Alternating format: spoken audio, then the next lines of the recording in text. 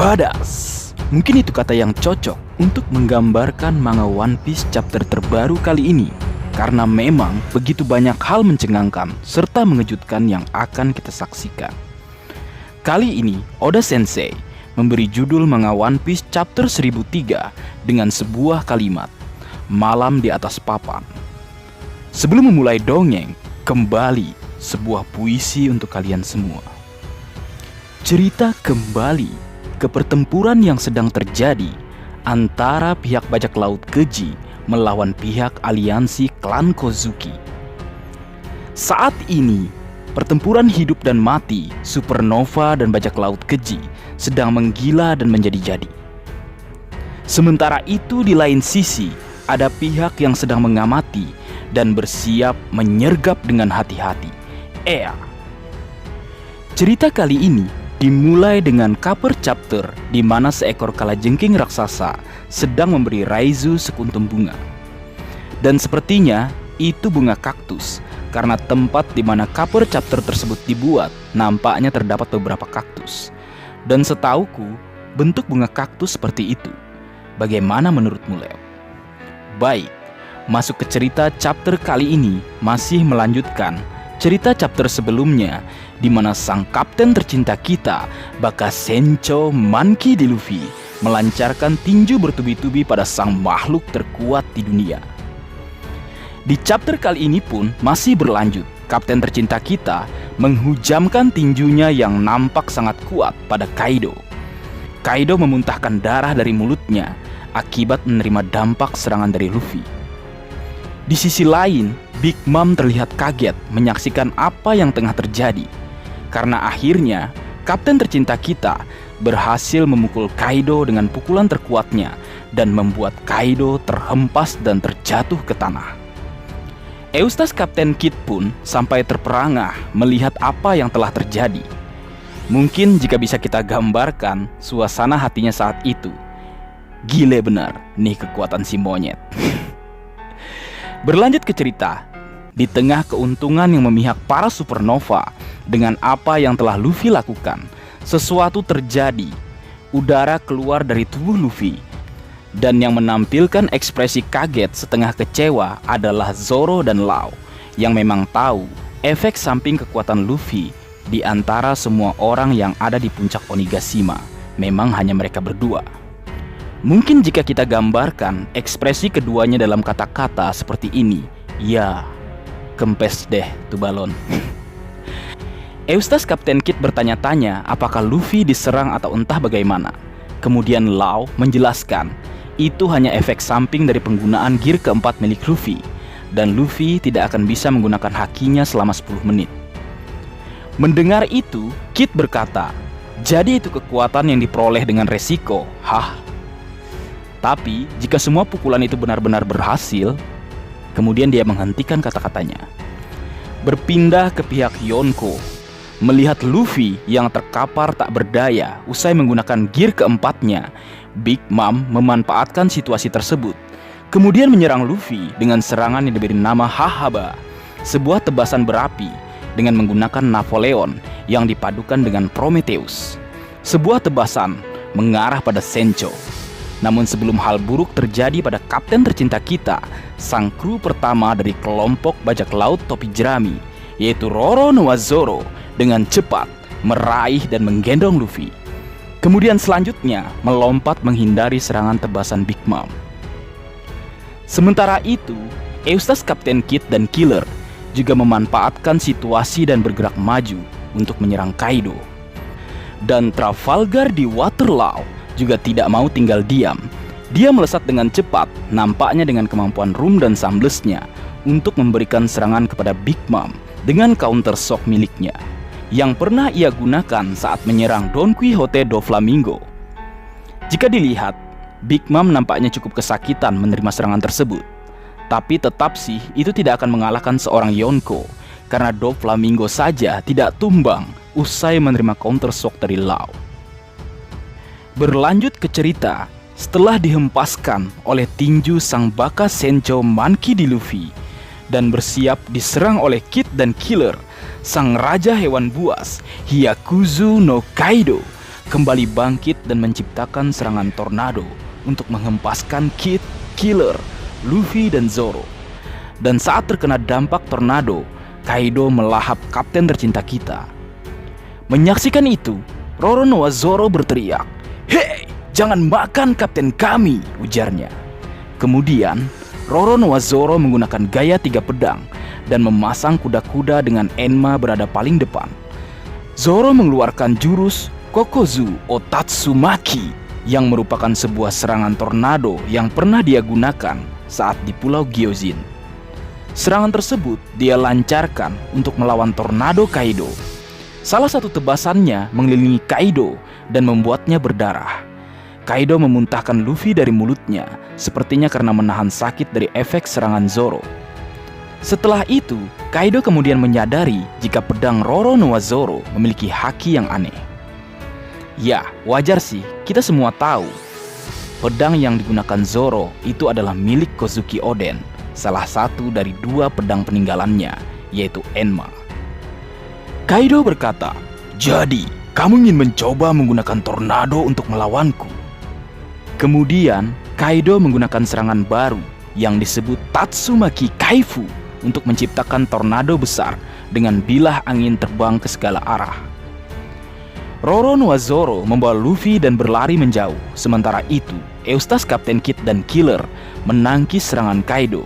Sedangkan Trafalgar di Waterloo menggunakan kekuatannya untuk menyingkir atau berpindah dari tempat tersebut. Lalu cerita berpindah ke tempat lain, ke dalam kastil Onigashima. Pertempuran di atas atap puncak Onigashima menciptakan guncangan besar, kemudian mengirimkan puing-puing dan menghujani medan pertempuran di bawah. Sementara itu, di salah satu panel, kita akhirnya melihat Orochi, lebih tepatnya kepala Orochi yang sebelumnya Kaido tebas, tergeletak di tanah. Lalu kemudian, cerita berpindah lagi ke karakter yang sebelumnya pernah muncul di awal Arch Wano Kuni. Sesuai apa yang kita perkirakan, CP0 benar-benar muncul. Mereka duduk di salah satu ruang di kastil kediaman Kaido. Seorang wanita dengan kertas tanda mata di wajahnya, mungkin salah satu bawahan Who is Who, sedang memainkan musik untuk mereka. Kedua CP0 tersebut bermain bersama-sama. Mereka memainkan Go atau permainan papan strategi asal Jepang. Mereka menggunakan bidak putih untuk mewakili atau menggambarkan samurai dan bidak hitam untuk mewakili pasukan Kaido. Samurai memiliki 5.400 orang pasukan dan sudah kehilangan 400 orang. Kaido memiliki 30.000 orang pasukan dan sudah kehilangan 3.000 orang. Setiap bidak di papan sama dengan 1.000 orang, jadi samurai memiliki 5 bidak tersisa. Dan Kaido masih memiliki 27 bidak. Masih berlanjut, ketua dari kelompok CP0 mengeluh tentang kematian mitra dagang mereka, yaitu sang shogun terjelek di muka bumi, Korozumi Orochi. Selain itu, menurutnya, perjamuan telah berubah menjadi medan perang. Tapi memang setelah kejatuhan Don Quixote do Flamingo, bentrokan antara Kaido dan generasi terburuk tidak akan bisa dihindari. Dan dia juga mengatakan bahwa jika ternyata 2 dari 4 Yonko jatuh bersama dalam pertarungan ini, maka masa depan dunia akan benar-benar tidak dapat diprediksi. Namun CP0 tidak percaya jika para samurai bisa menang, karena pertempuran ini tidak akan berakhir, bahkan jika mereka mengalahkan Kaido atau Big Mom. Mereka juga harus berurusan dengan para eksekutif. Jika mereka tidak dikalahkan, pasukan samurai dapat dengan mudah dimusnahkan. Berarti memang kata kuncinya, meski pihak samurai kalah jumlah, kuncinya adalah pertempuran kedua belah pihak. Jika dimenangkan oleh aliansi Kozuki, maka pasukan Kaido yang banyak sekalipun akan dikalahkan, karena telah kehilangan pimpinannya. Dan pertempuran ini memang ditentukan oleh kemenangan karakter-karakter penting. Dan manga kali ini seperti mengatakan hal tersebut. Saat pimpinan CP0 bercerita ketika melihat Franky dan Sasaki sedang bertarung, Sanji yang tampak panik dengan darah di kepalanya, Nami, Usopp, dan Otama melakukan sesuatu bersama-sama. Entah apakah itu, tentu menarik. Kemudian Ulti berlari. Jinbe bertarung sepertinya dengan Who is Who, dan Yamato yang juga bersiap untuk bertarung dengan Momonosuke, dan Shinobu berada di belakangnya. Setelah itu, ketua CP0 mengakhiri ceramahnya. CP0 berkata, hancurkan satu sama lain sebanyak mungkin bajak laut. Widih, pihak ketiga muncul dan mengincar kesempatan atau peluang. Kedua belah pihak, entah siapa pemenangnya akan rentan mendapat serangan, karena tentunya kehabisan tenaga karena bertarung. Dan di saat itulah, agen yang memang bergerak dari bayang-bayang akan muncul dan mengambil keuntungan. Tapi ini menurut pendapatku, akan ada pihak lain yang akan membackup pihak yang menang dari ancaman CP0. Ya, tentu harapan kita adalah pihak para samurai atau kapten tercinta kita lah yang menang. Lalu pertanyaannya, siapakah yang akan membackup atau menolong mereka? Siapakah itu? Jika kita flashback, mengingat perkataan Oda Sensei yang mengatakan jika perang Wano Kuni lebih megah dari perang Marineford, berarti akan ada pihak lain yang muncul. Bisa saja angkatan laut, bisa saja revolusioner, atau mungkin yang lebih mengejutkan, armada besar kelompok bajak laut topi jerami akan datang ke Wano Kuni. Menarik menunggu kebenaran yang akan Oda Sensei ungkap selanjutnya. Baik, kembali ke cerita.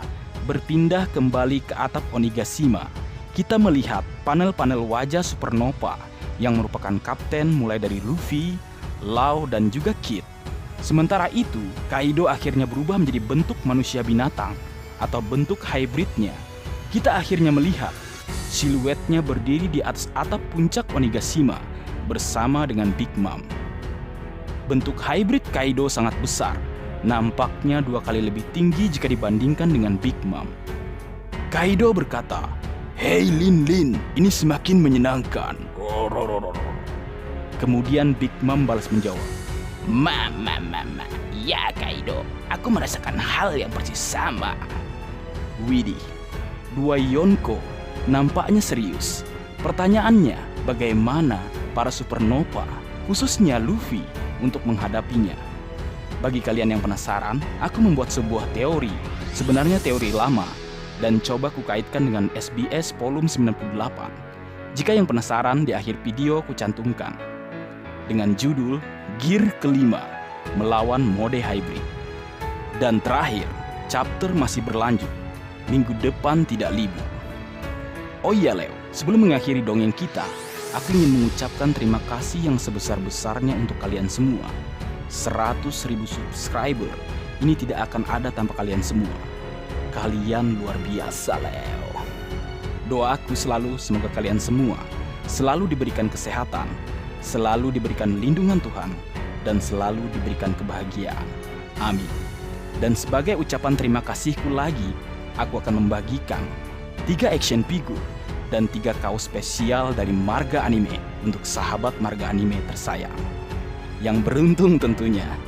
Syaratnya, kalian komen di kolom komentar dan cantumkan Instagram kalian. Usahakan Instagramnya asli ya, itu syarat dariku. Kemudian langkah selanjutnya, SS dan posting di Instagram kalian. Tandain IG Marga Anime ya. Pengumuman pemenang akan dilakukan di akhir bulan. Baik, mungkin segitu dulu yang bisa aku bagi bersama kalian Leo. Semoga kalian terhibur dengan apa yang aku buat dalam kesempatan kali ini. Terakhir, jika ada kesalahan dalam pengucapan atau hal yang menurut kalian kurang pas atau kurang tepat, Marga Anime memohon maaf yang sebesar-besarnya. Sekian.